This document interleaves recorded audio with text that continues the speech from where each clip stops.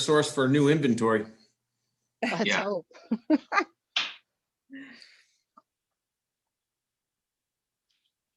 All right, well, we can get started. I'll start with our intro here. Good morning, everybody. I'm Kara Golden from Tiger Home and Building Inspections, and we're here today for what to expect when we're inspecting. And I'm going to just give you a brief intro if you're not familiar with us, who we are as Tiger. Joe, you can forward. Thank you. Yep, I was just looking for the record to make sure you got that on. Oh, you're on there. Joe DeLaurentis Jr. is on here as well. He's a licensed home inspector for actually 28 years now. He holds his pest control license for wood destroying insects. He's a member of ASHI, which is the American Society of Home Inspectors. And he's also nationally certified for radon testing. He has a background in building, new construction, and then really what his passion is an extensive knowledge of the latest in construction innovations. So bring any of your questions to the table today, not just specifically about, home inspections that we're talking about in this presentation. He also runs Tiger and manages our inspection staff. So we are a family business, as if you were on earlier, we were chatting about. Joe and I are siblings. Our dad started the company in 1992, and we do commercial and residential inspections throughout Connecticut and also Westchester and Putnam counties in New York. At Tiger, your wood destroying insect is included free. We are licensed for that, as I mentioned, and that's included with all your standard home inspections. We also offer radon testing. We use continuous monitors, and we do well water testing, mold assessments, and testing as well. So we have a number of inspectors, 22, and they all really work in their local areas. If you work with someone you really like, you can request that person, and they can be kind of your inspector, your guy. Also, if you have a specific property or a need, for instance, listed here, 203K HUD consultant, George Turner on our staff. We have inspectors that specialize in antique homes, different types of new construction, equestrian properties. So just let us know at the time of scheduling, and we'll make sure we send out the inspector or the team of inspectors that are right for that particular job. So it's all about just communicating to us what you're looking for. And I'm going to let Joe take over now and talk about the agenda. Good morning, everyone. So a little bit of an agenda for this presentation. The main focus is what is home inspection. However, prior to that, I'll just review some of the COVID inspection procedures that have come down to us from CTR since back in last March, April timeframe. From there, discussing what's included in a home inspection, who delineates that, the Connecticut Standards of Practice, licensing through the Department of Consumer Protection. What does an inspection include under those standards? How can you help your clients, be that listing on the listing side or the buyer side, to prepare for the home inspection? And one of the next to last slides will be a document that we can get out to you to help those buyers and sellers prepare. And then, of course, assistance in selecting a home inspection company, some tips for making sure the old adage of comparing apples to apples and your clients get what they need. So a little COVID review from CTR. The recommendation since CTR worked so hard to deem us all essential in the beginning has been, when participating in the home inspection process, only the inspector, the principal buyers, and their agents should be present. This has faded a little bit over time as everything has loosened up a little bit. But the reminder here is it's comforting for sellers to know some of this. We see huge variation in sellers and or clients as far as their levels of concern with this. So remembering that we want people to be allowed into homes for showings, for home inspections, and for other things. So following this guideline is helpful across the board. Of course, just like everywhere we go in society now, we're required to wear a mask or cloth face covering when inside the properties. Our company policy is whenever we're interacting with clients, be it inside or outside, to wear that personal protection equipment. There's also a recommendation for wearing gloves and or wiping down things that we touch as we go through the properties. If you're not already, CTR has a fantastic text alert for whenever they make updates to these policies and/or monitor their website. Things that we've changed throughout this, we do have a discussion with our clients upon scheduling about their attendance plans. We review with them this CTR guideline. Many of our clients will choose to stay in a central location on the property. Of course, if they want to stay with us, that's appropriate as long as we keep that social distancing. So gone are the days where the client is following us directly over our shoulder into the electric panel and the heating system. We can still show them all these things, just trying to keep our staff safe with proper social distancing. We've changed to contactless payments, not wholly, but do offer different platforms for people to use credit cards instead of cash or checks changing hands, but still take all forms of payment. Our inspector procedures, they are required to sanitize themselves, of course, all the hand washing that we all deal with, but also their equipment as they go from property to property. And then we keep them stocked with all the proper personal protection equipment. When requested, we will assist with wiping down surfaces, as CTR puts it, with seller provided wipes and such. So moving on to the meat of the presentation, as it may be, why do your clients need a home inspection? Well, first and foremost, it's to have a full understanding of what they're buying. They should be allowed to make an informed decision about their purchase.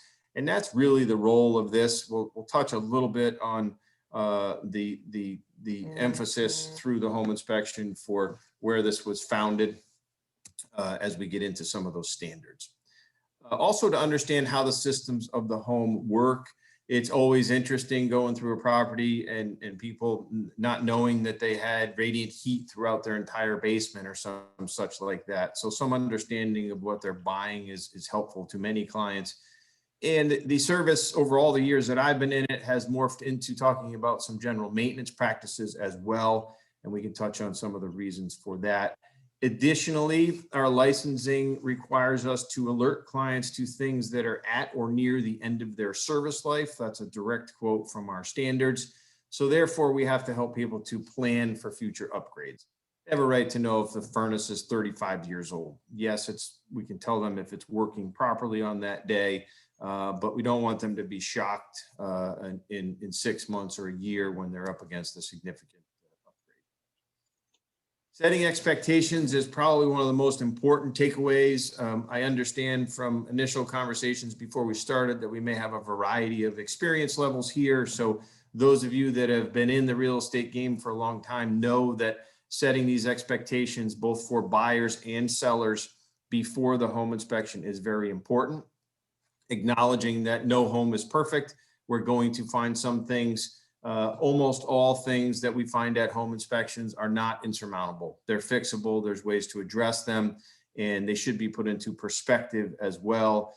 For instance, you're in a neighborhood where nearly all the houses are the same age. One of them may have had that 25-year-old furnace replaced while the other one had the 25-year-old roof replaced. So it's a little bit of give and take for what you're going to find in that market for similar properties.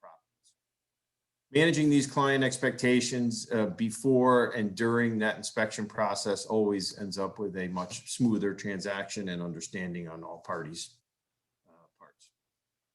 So by definition, what is a home inspection? These definitions come down to us from our state licensing. They were founded from the American Society of Home Inspectors, or the ASHI standards.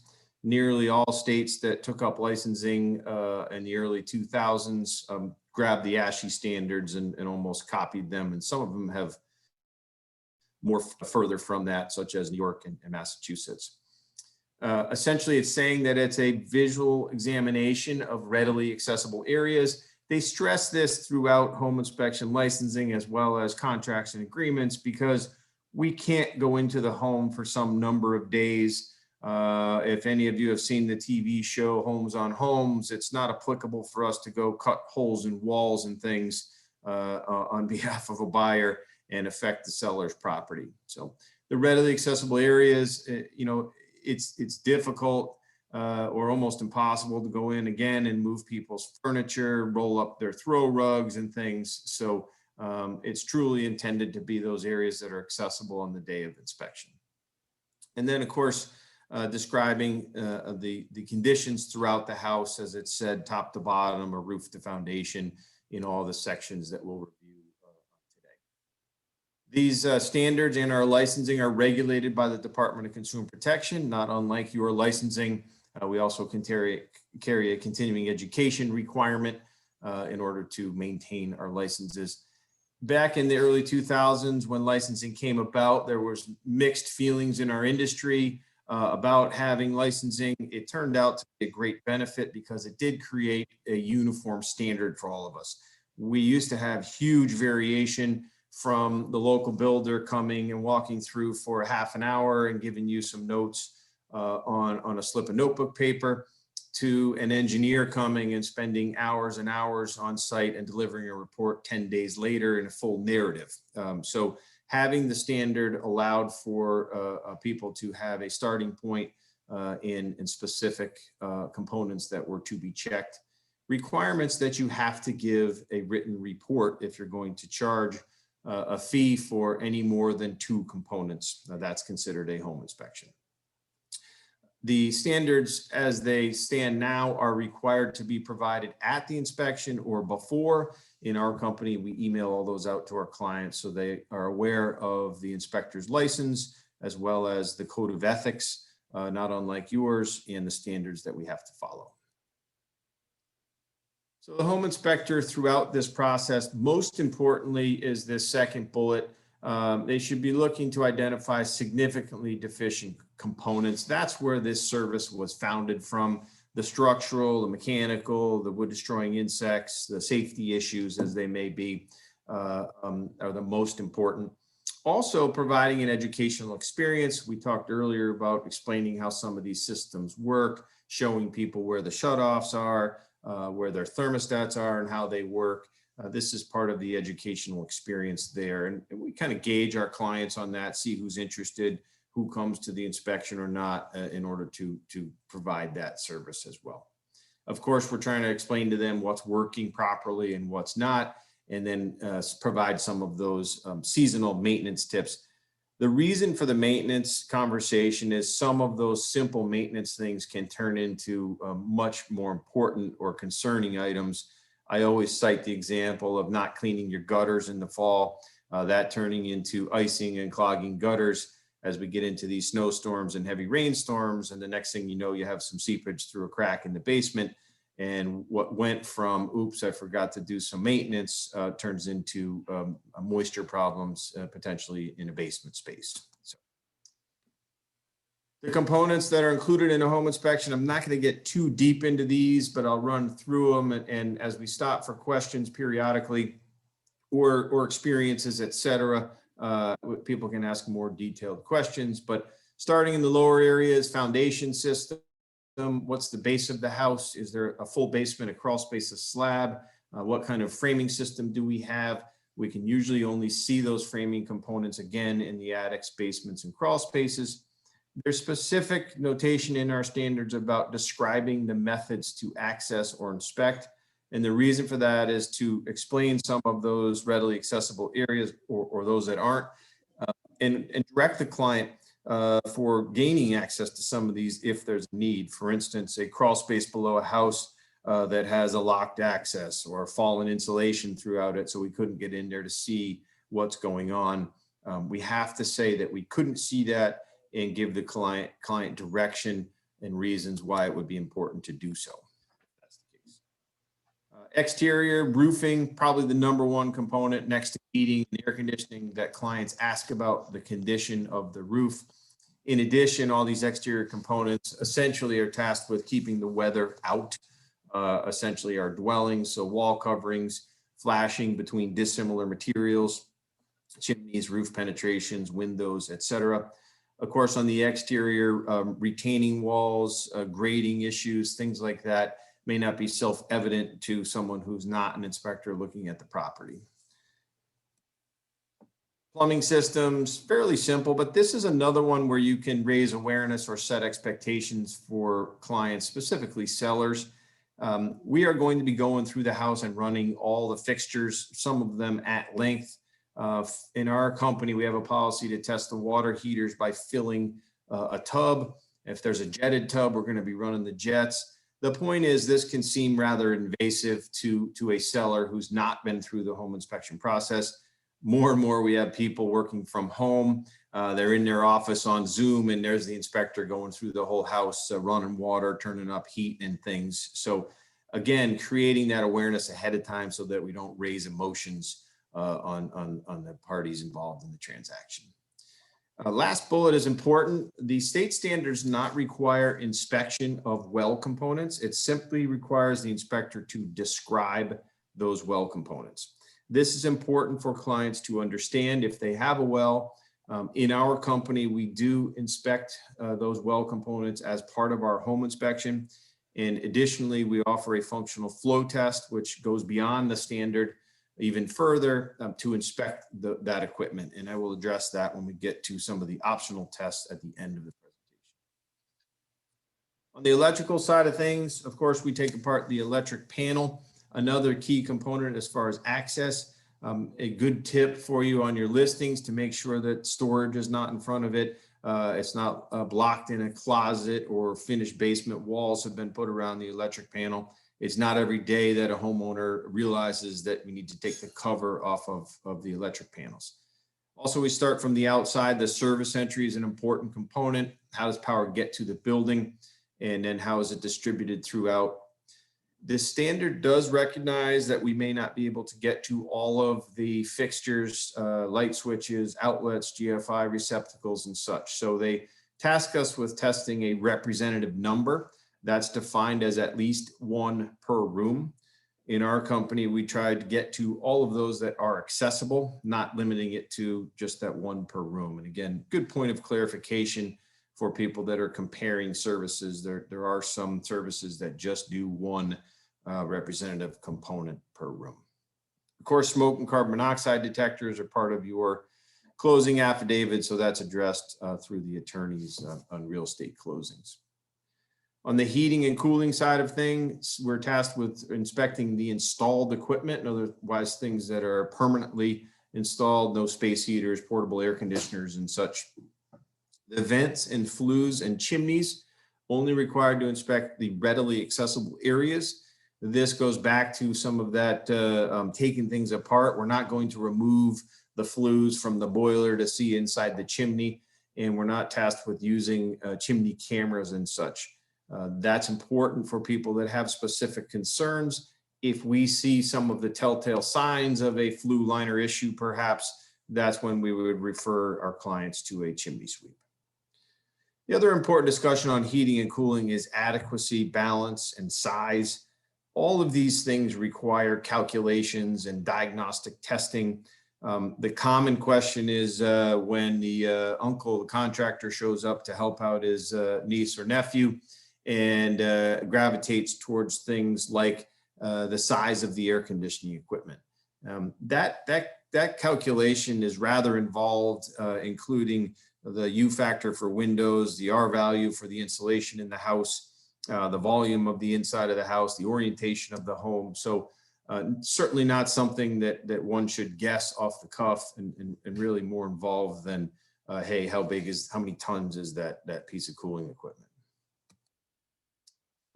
Insulation is visible in areas, as I said, just like the structure, basement, attics, crawl spaces. We also look at ventilation throughout the home.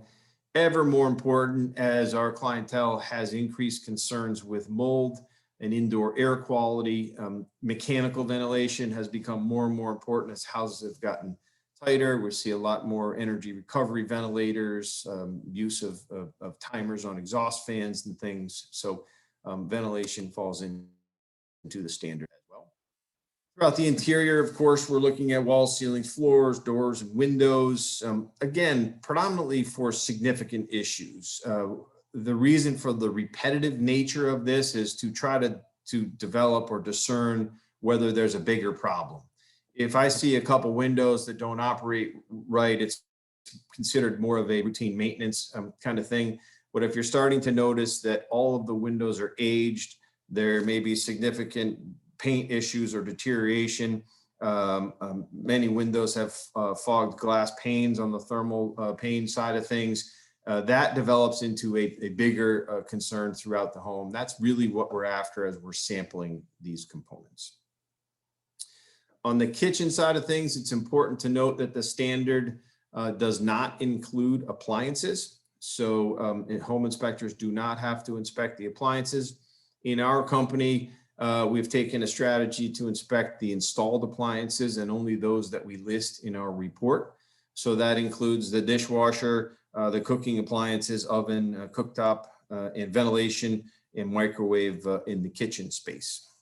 On the side of laundry, we do inspect the connections. So the dryer vent, whatever sort of gas or electrical supply for the dryer, and then power and water and drainage for the washing machine. On the fuel burning appliances side of things, we do inspect fireplaces, opening them and looking up, wood stoves.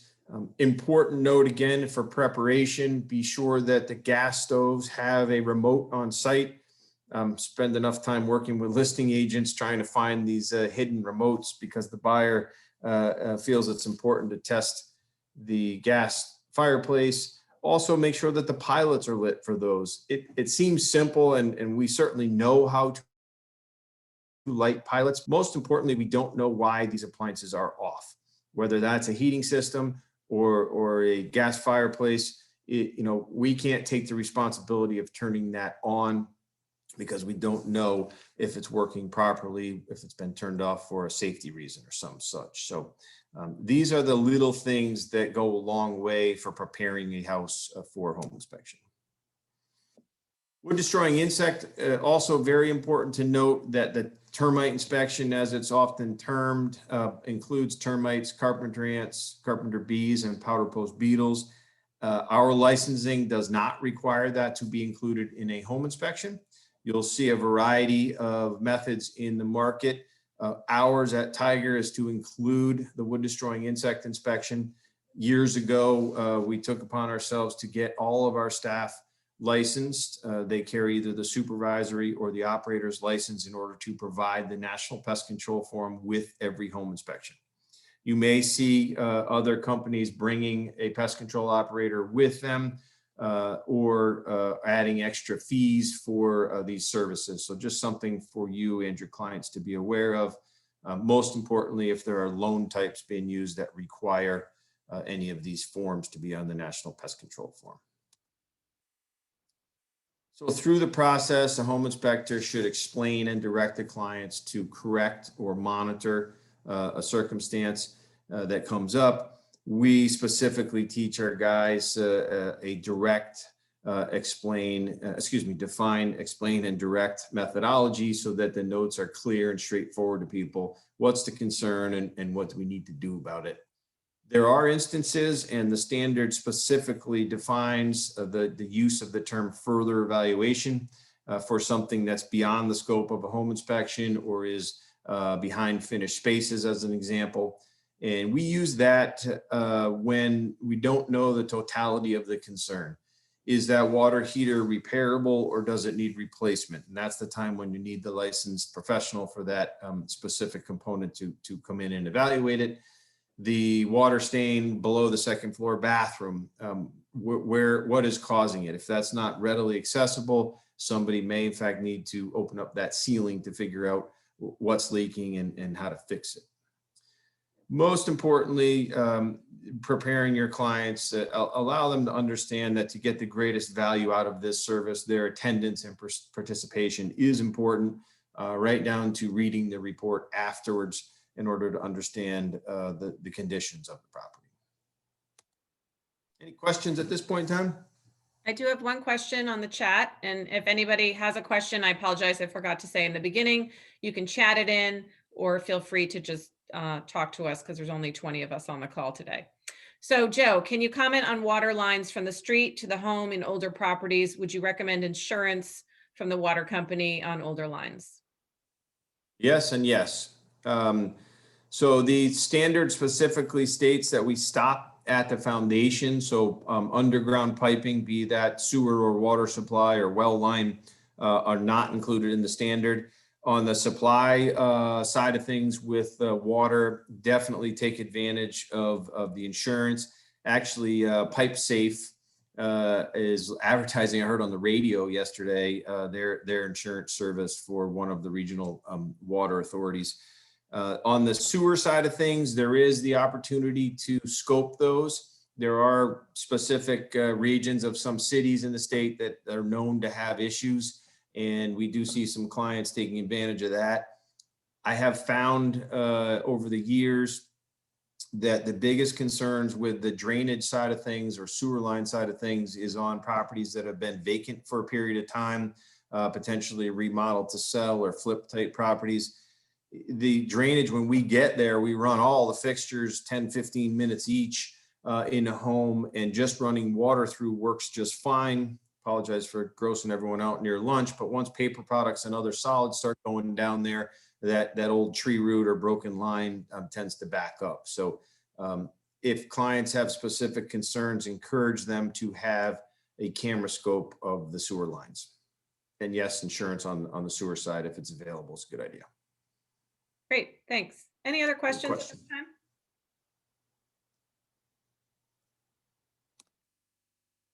Go All ahead. right.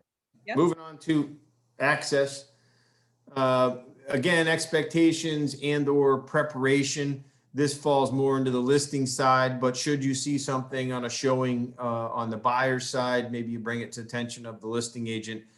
Sometimes clients actually listen to you all and declutter their house. We find that that may all end up in the garage or the basement, making it difficult to get to many of the things we need to. So heating systems, be sure that they're on, up and running, particularly if the house is vacant. I mentioned the gas pilot lights earlier.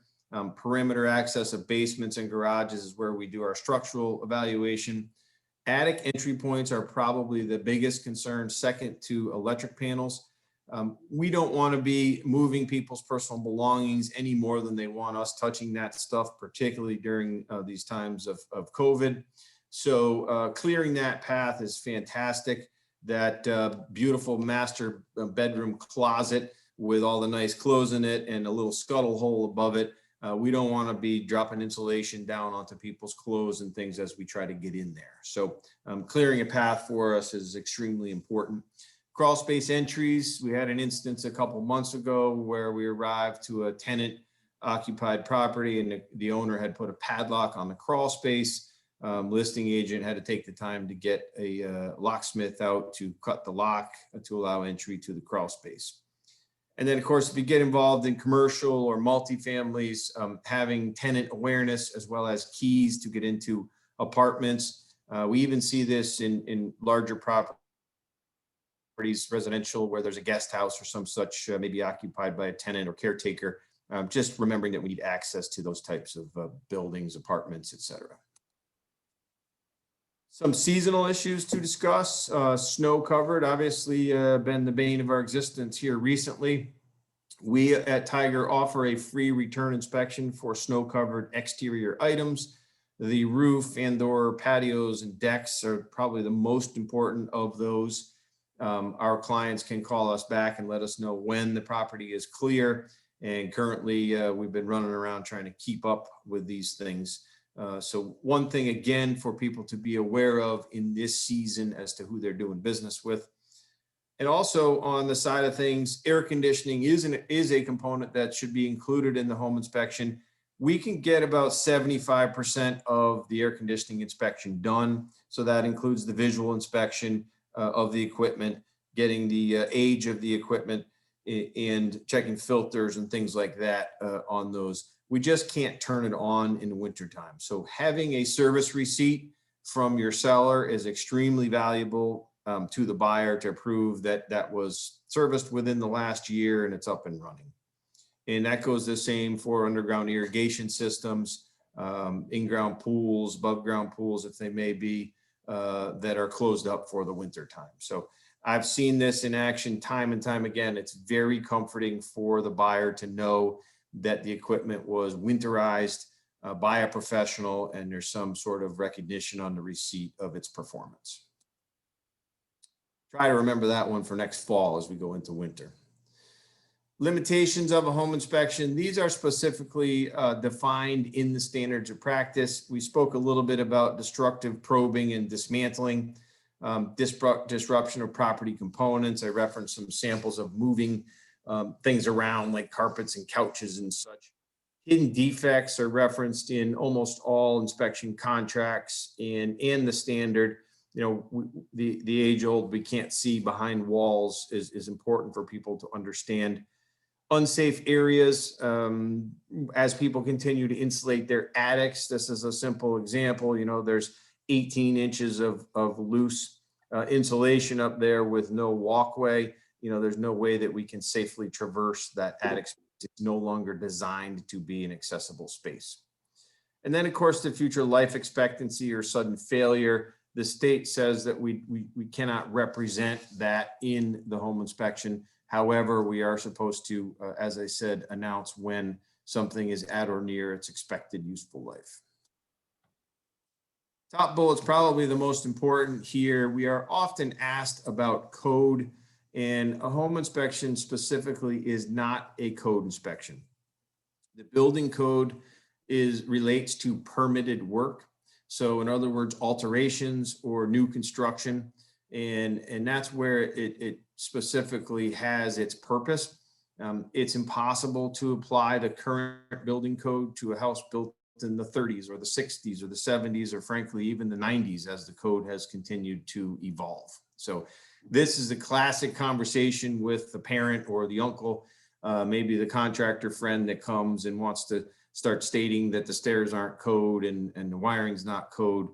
Yes, safety is important, and we will announce safety concerns or things that don't adhere to good building practice. And some of those are just considerations, right? We're buying an 1800s house. There's no railing on the staircase. You know, consider adding a railing for safety and or as personal needs dictate. Cosmetic conditions, unless they relate to something more concerning, like a water stain, are not reflected. And then here's our comment to our person that asked and saved me this portion of it. Piping outside the foundation is not included in the standard, nor are underground things like oil tanks or environmental conditions and things. Should we see something that's a concern, we have a due diligence responsibility to our clients, of course, to say there's evidence of pests, you should get an exterminator to determine the extent of it. Or there are some signs of prior use of an underground oil tank, you should follow through with that research. We'll touch a little on some of these towards the end of the presentation. As far as reporting goes, it's important for people to understand what they're going to get. In our company, we do provide that wood destroying insect report as a separate report. There should be a differentiation between maintenance issues or these significantly deficient items, both in conversation and in the reporting. And then, of course, further differentiation of those suggested upgrade items. There are those that may need further evaluation because they're beyond scope or something that we couldn't get a conclusion on how much of a concern it may be. And then, of course, we found in practice that it's important to summarize verbally at the end of the inspection. And additionally, our report includes a summary of these action items for our clients, because as you all know, home inspection reports over the years have become rather lengthy once you start including pictures and narratives and things. So a good summary and a set of pictures to help people visualize if they weren't able to attend is even more important. Some of the written report formats that are out there, most reports are now delivered electronically, usually by email. We found that there's no requirement for a contract or agreement through the state of Connecticut, but we found that both having an agreement so clients understand what our standard is, what we're going to include or don't include, and also a statement of services. It's a little bit overwhelming for someone who hasn't been through the home inspection process recently to talk about the home inspection, the wood destroying insect inspection. Yes, I'd like to add radon to that. Oh, and I have a well, so I want to add a couple of well samples as well. So we then delineate those in a statement of services so clients are clear on what they're getting and what their needs are. And I mentioned the photos and the summary. And the state standard also stresses that these reports are confidential between the client and the inspection company, other than when the client allows us to copy individuals like the realtors or their attorneys and such. Quick sample of our report, and you can see we have a basic rating system for each component so that one can quickly delineate, is it functioning as intended? Does it need maintenance, or is it age needing upgrades in the future? These two that are shaded orange, one is not functioning properly, it needs repairs or replacement.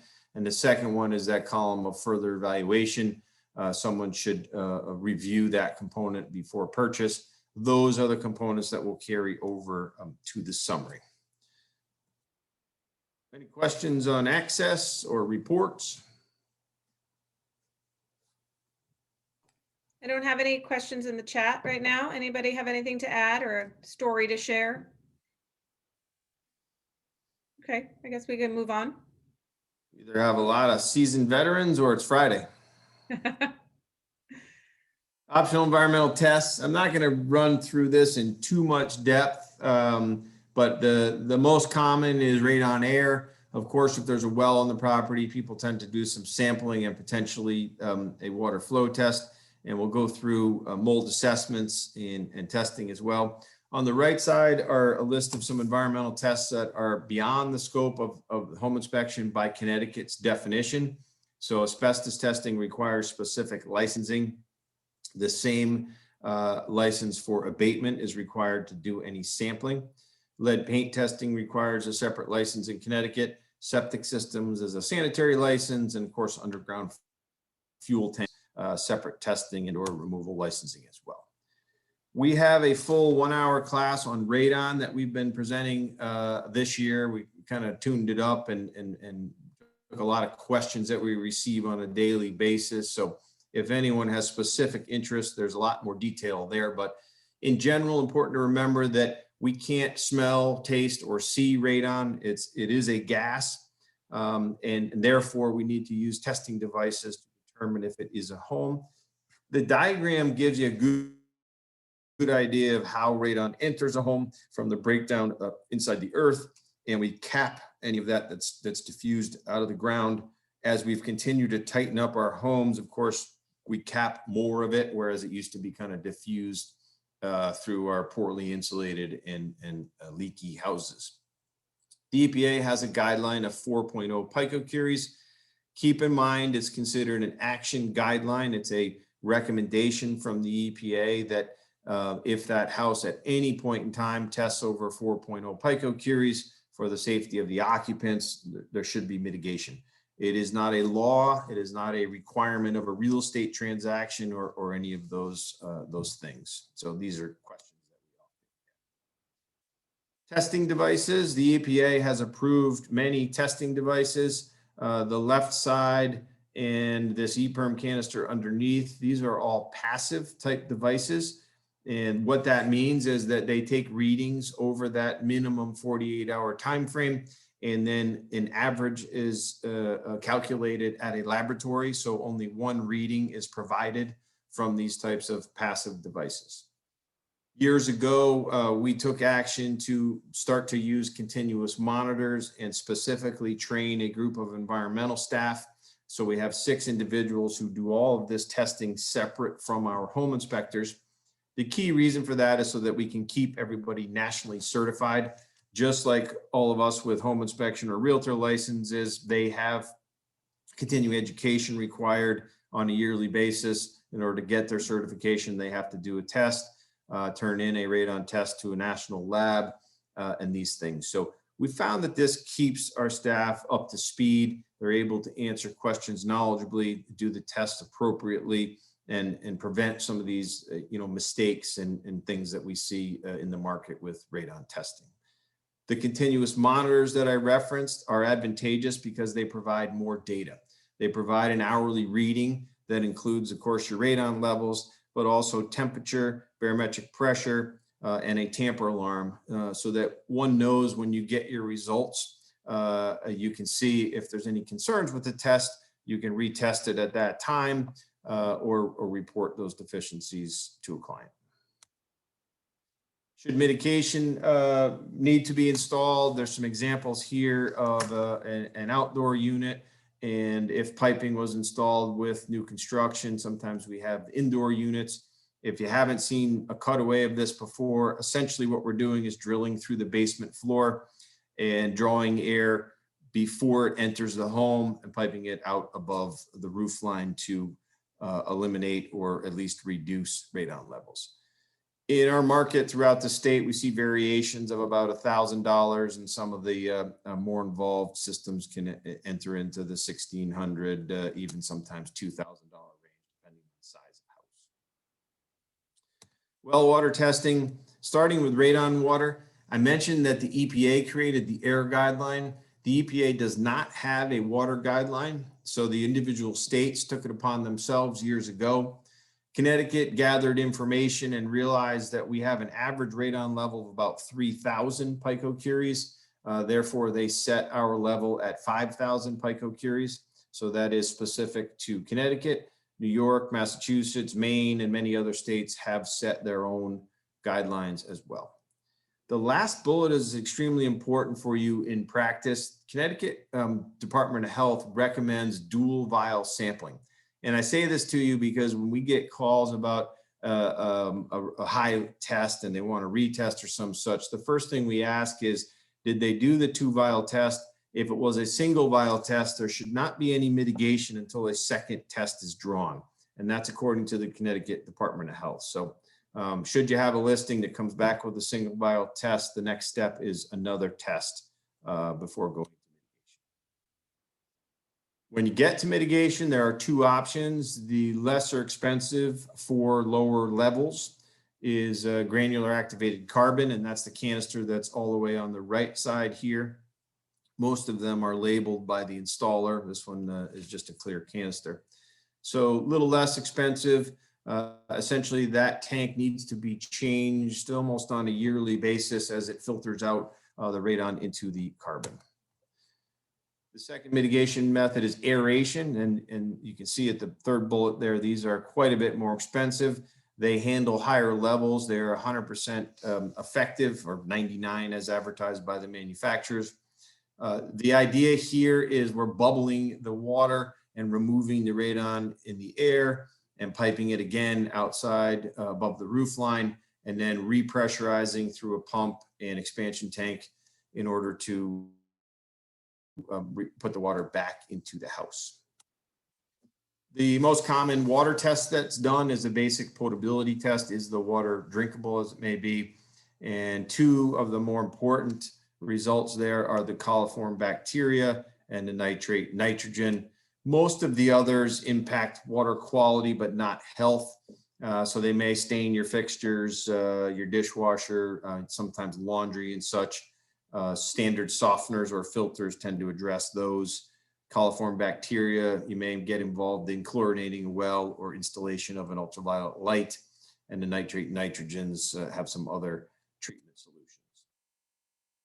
Advanced water testing, many of our clients choose this when they have specific needs, a subdivision that's installed on a farm property or orchard, near house near a gas station or some such, or a prior underground oil tank may need the petroleum or VOCs testing. And arsenic and uranium came up years ago. Connecticut Department of Health had a little push for increased testing there, and that fell on local health departments as well. So we did see an increase in the arsenic and uranium testing as well. Here's the functional flow test that I mentioned to you earlier. So this is a way to test the well equipment further than what goes on in our home inspection. And what we do here is we start inside the house. We run all the fixtures for 15 minutes. We watch how that well system cycles. We look at what equipment is on site. We identify the wellhead and its conditions. And then from there, we move outside, set up a hose and a gauge to get gallons per minute and pressure readings throughout the balance of the hour. So another 45 minutes of readings. If clients have a specific concern, they know there's a low yielding well, they've never had a well, and they really want some advanced testing done, we certainly move them right towards a well system company to do some recovery testing. And the primary difference there is the well company is going to remove that well cap, measure the height of the water before starting to run any water, and then drain it down and see how fast it recovers, giving the clients a true recovery rate versus our flow rate, which is how much water the pump can put out. So some differences there in testing.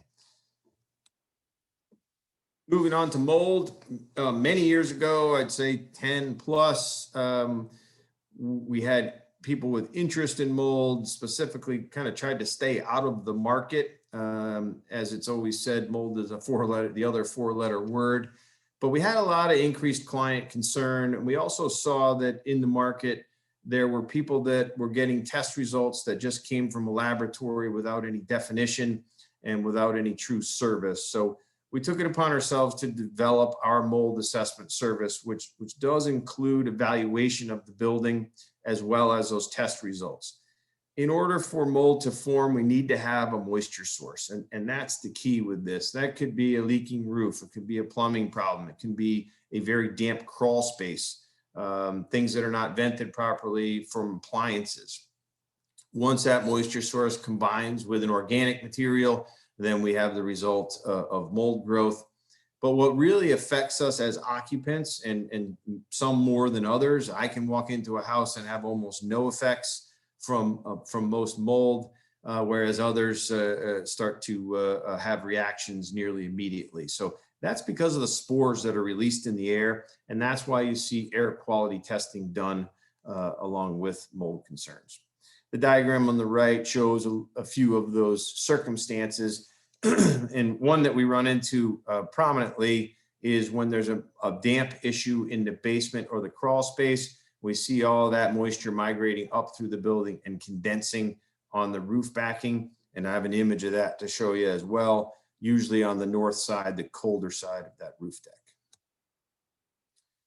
Who's going to test? Excuse me. Should I or shouldn't I? Well, that depends on people's level of sensitivity. In the market, we see clients who want to test because of their personal needs. Maybe their children have some asthma or concerns.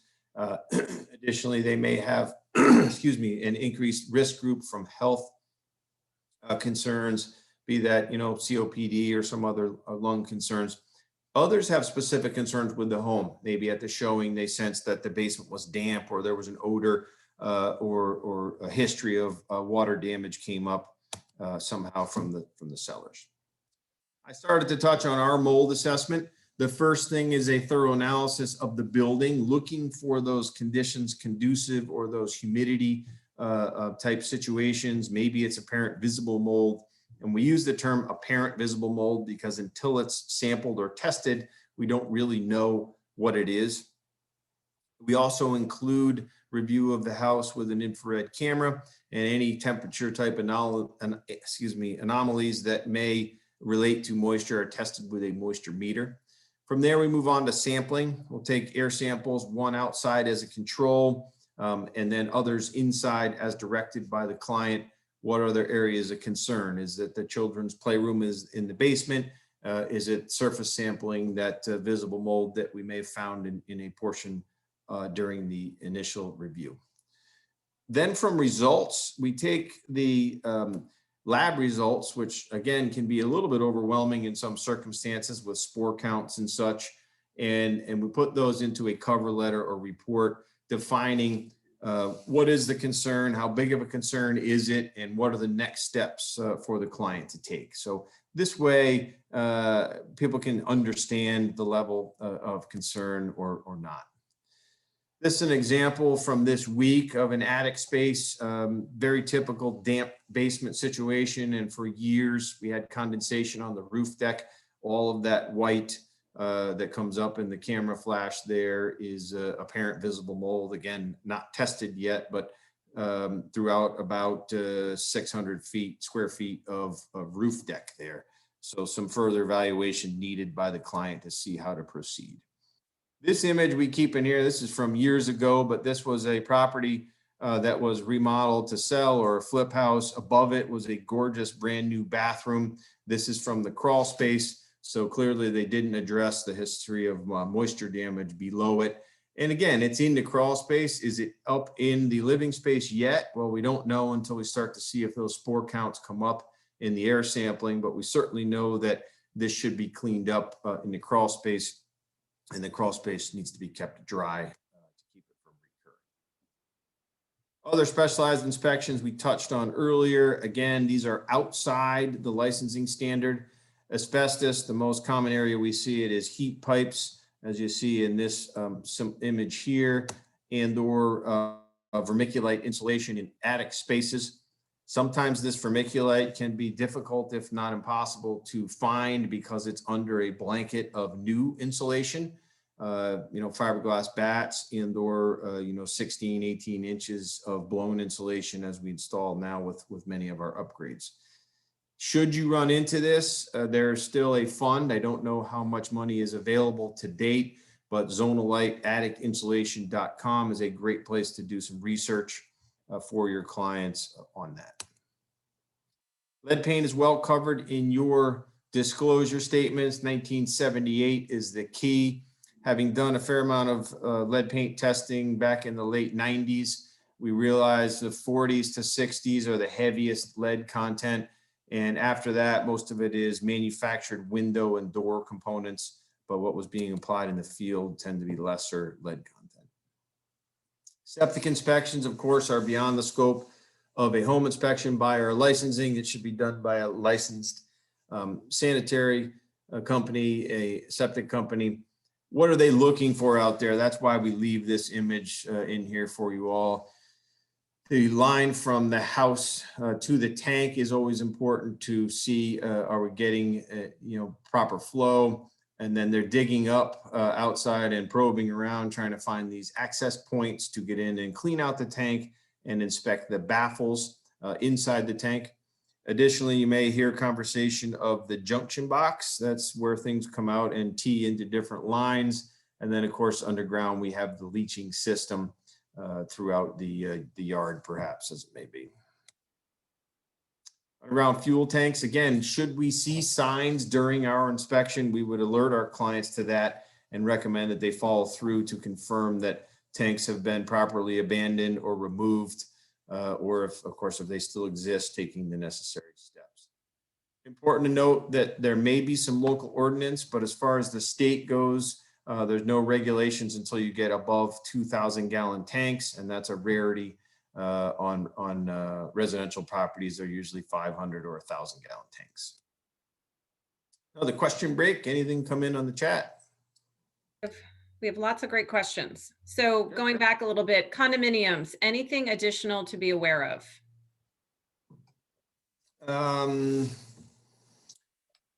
Not off the cuff, but some of the differences are common areas, common electrical installation. So power tends to come into a shared meter bank, and then how is that distributed to each individual unit?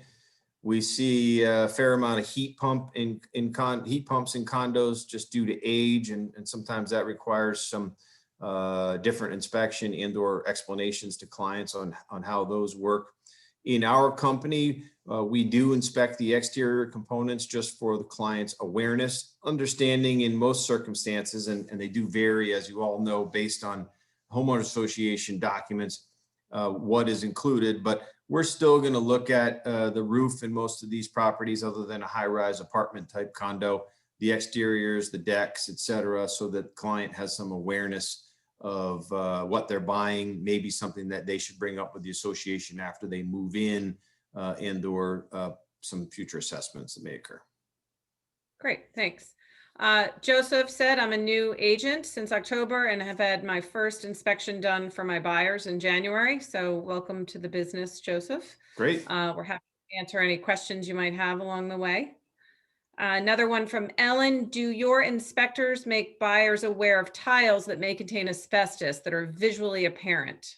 Yes, however, And- you use the right term, may contain asbestos, and the 9x9 tiles, as well as their adhesive or mastic, are potential asbestos containing material. And until there's sampling done, we have to say it that way. So yes. Okay, great. And if the house/air tests over 4.0 for radon, do you recommend the water be tested for radon as well? I would recommend it either way, on a well system, of course. We don't test city water for radon, but I would do both of those all the time. And the reason for that is we're typically testing air in the lowest area that's suitable for living. That may or may not be where your exposure to the running the radon water is. Our showers are our biggest exposure. So if I'm showering in a bedroom or master bedroom, or a bathroom on a second floor, 2 stories away from where my air test was done, we're talking about 2 different things. So the EPA recommends that people test for both simultaneously. And a follow-up to that is, do you test city water? And if so, under what circumstances? We don't test city water for radon because it's aerated as it's distributed, whether it comes from the reservoir to a tower or just through the piping alone, that aerates the water, and there's no need for radon water testing. And I'll just add to that, you can actually contact the water company and get the water. They test the water regularly. They're required to. So you can get some testing results from them if there are any concerns, but it is tested regularly. Yeah. Okay, on the roof, how about roofs? How are those inspected visually? Question mark. Another good question. So referencing the state standards, they're silent on how you have to inspect a roof. So there's no requirement for that. They just say that it has to be inspected, describing the materials, and you also have to define how you inspected it. So I can speak towards our company. Our policy is to make an effort to get on the roof when it's safe or of applicable pitch and or height. And second to that is getting a ladder up to as many edges as we can.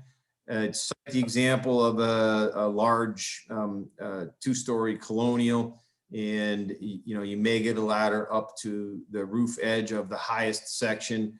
Should you be able to get on a front porch or a garage roof or something, that section would be walked or accessed by ladder, and you may in fact need to use other methods to see the upper sections, such as binoculars and or potentially drone.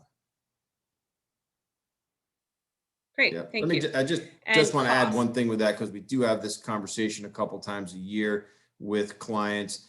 The question may be sometimes, well, the roofer had to get up there to put the shingles on.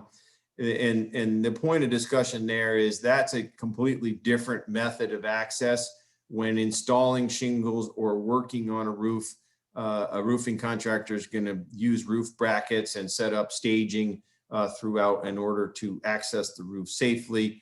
And in some cases, they'll even use fall protection on higher roofs. All things that we certainly can't set up for a home inspection. Thank you. And Heather's asking, how are home inspection costs based? Standard fee or size of house, etc.? Coming right up. Okay. Then we're all good to go. There it is. So essentially, home inspection pricing depends on the size and age of the house.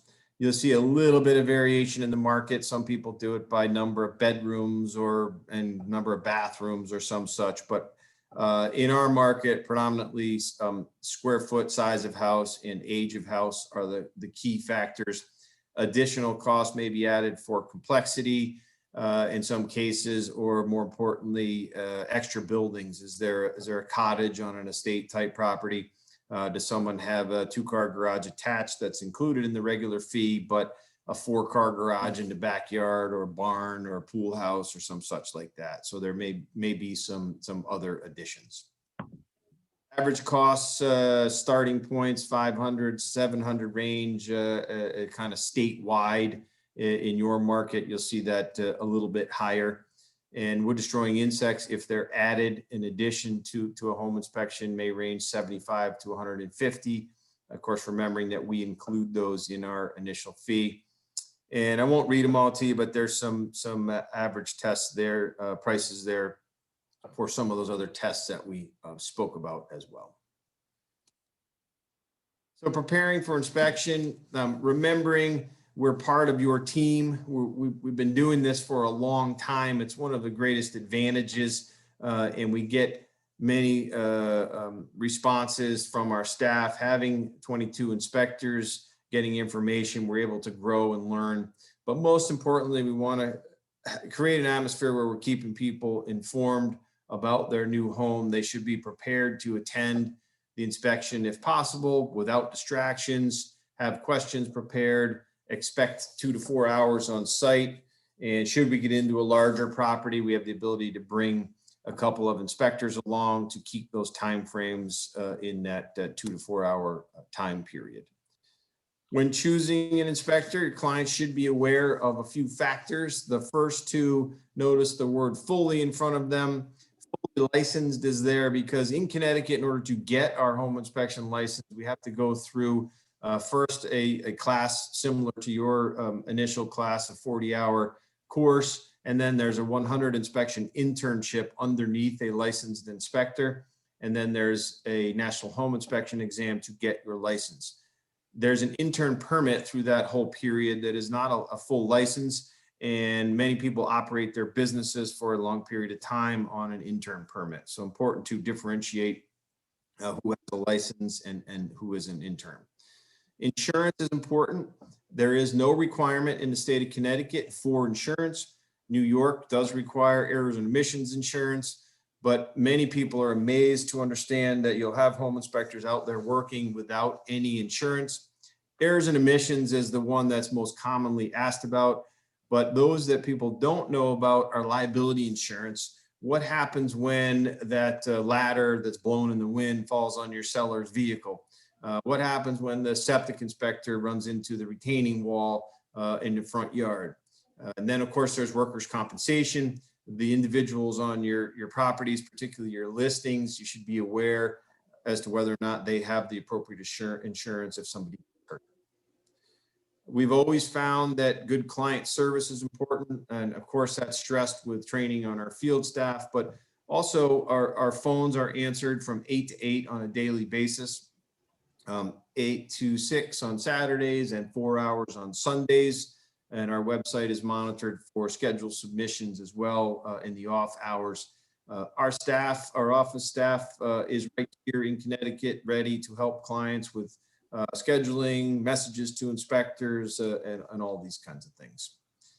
Full service companies, we do offer those environmental tests that we spoke about, other than those that are beyond the inspection.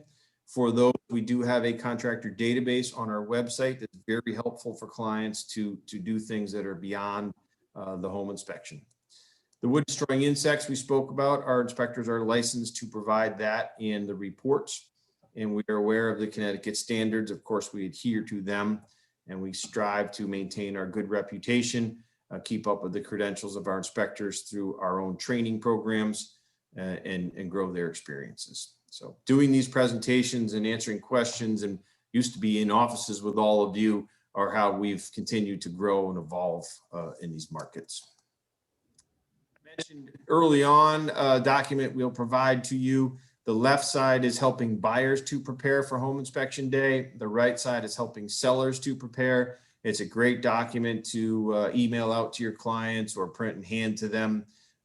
We do provide these in print form, not so much during COVID, but we can. And then, of course, the Connecticut Standards of Practice. Should you find instance where someone asks you what's included in a home inspection, we can get you or your clients that document, or it's available at the Connecticut Department of Consumer Protection. My name again is Joe DeLaurentis. My sister Kara is our Director of Marketing. She's with us today. Sue is our other marketing rep listed here as well for different parts of the state. Thank you all for your attendance. Any other questions? That was great, guys. Thank you, Leslie. Any other questions from anybody? Did we have one more come in chat, Kara, or did it get answered? Let me run through here. I think I got them all. Condos, asbestos, radon, roofs, costs. I think we're good. All right. Okay, great. Our raffle winner is Heather Herrick. Congratulations, Heather. Yay, Heather. Heather, I will reach out to you and you can let me know if you want me to send that gift card to your office or your home address. Yeah, either one is fine. I did just actually think of one more question. I'm sorry. In regards to like the Puritite Foundation, I know it was like in the northern, I forget if it was the east or the west section of Connecticut. Are you finding that it's pretty much contained in those areas, or did you have any, is it like coming down into Connecticut? Is it something that we should be concerned with? Because I do have clients in New Haven that are looking in New Haven County, so I just want to make sure that we wouldn't run into that. Yep. So great question.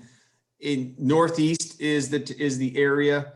New Haven County doesn't make it up far enough to be of specific concern. There are some great maps, and what I'll do is I'll have Kara email you some information as well, just so you have an idea of the territories that are outlined. CROG, C-R-O-G, is an organization that has a ton of information on the internet. And the other one is CFSIC, the Concrete Foundation Indemnity Company. So we have 4 inspectors who are certified to provide the inspection for that insurance program that the state has created. And I'm trying to keep it as simple as possible because it's a huge, long conversation. But if you ever have clients that are concerned about it, we have documents they can read. Our website has a bunch of information, and they can speak to any of the 4 certified individuals to understand how the foundation can be evaluated. What does it mean when it gets a 1, 2, or 3 classification for them to be able to apply for the state run insurance program? Awesome. Thank you so much. Just Thank to add to that, Heather, the CROG and the other acronym that he mentioned, those links are also on our website, tigerinspect.com. There, we have a whole page for that information, and it, for the clients that are concerned about that. And then reach out to us if you have further questions. Excellent. Thank you. Awesome. I did not get to extend to everyone. If in practice you come across something that you haven't seen, open it up, take a picture of it, send an email to myself or Kara. For years, we've been developing business relationships with helping you guys out. So I'm certainly open to that at any point in time. Thank you. Thank Guys, you, this was everybody. great. Thank you so much. Yeah, thank you. That was great. Enjoy the weekend, everybody.